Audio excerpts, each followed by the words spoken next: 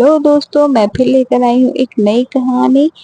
इस कहानी में आगे बढ़ने से पहले प्लीज आप लोग मेरे चैनल को सब्सक्राइब, लाइक, शेयर, कमेंट करें। एक गांव में दो भाई रहते थे। बड़ा भाई बेहद अमीर था और छोटा उतना ही गरीब। दिवाली के दिन पूरा गांव खुश था, लेकिन छोटा भाई दुखी था क्योंकि उसके परिवार के पास तो खाने को भी कुछ नहीं था। वो मदद मांगने अपने भाई के पास गया, पर भाई ने धुतकार दिया। वो दुखी मन से वापस आने लगा तो रास्ते में एक बूढ़ा व्यक्ति मिला। उसने कहा, इतने दुखी क्यों हो? आज तो दिवाली है, खुशियों का त्योहार। इस पर छोटे भाई ने अपनी अवस्था सुनाई।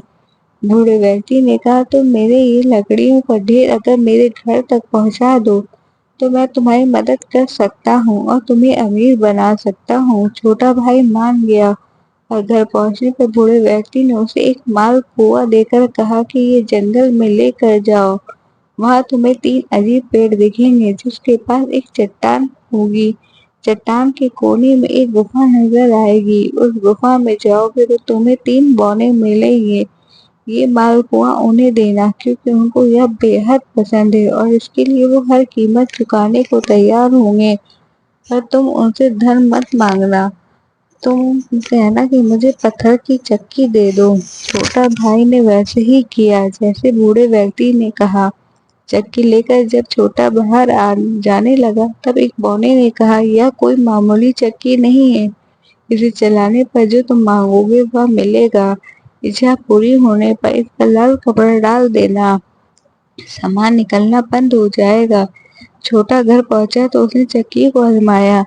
उसने चावल मांगा, फिर दाल मांगी और इस तरह खाने का ढेर सामान उसे मिल गया, जिससे परिवार की भूख मिट गई। लाल कपड़े से चक्की को ढक कर वो चैन की नींद सो गया।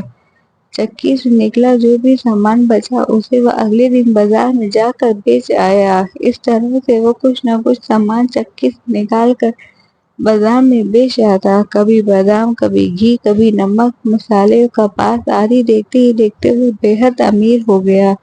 उसकी तरक्की देख के उसका बड़ा भाई जलने लगा। उसने सोचा, कैसे ये इतना अमीर हो गया।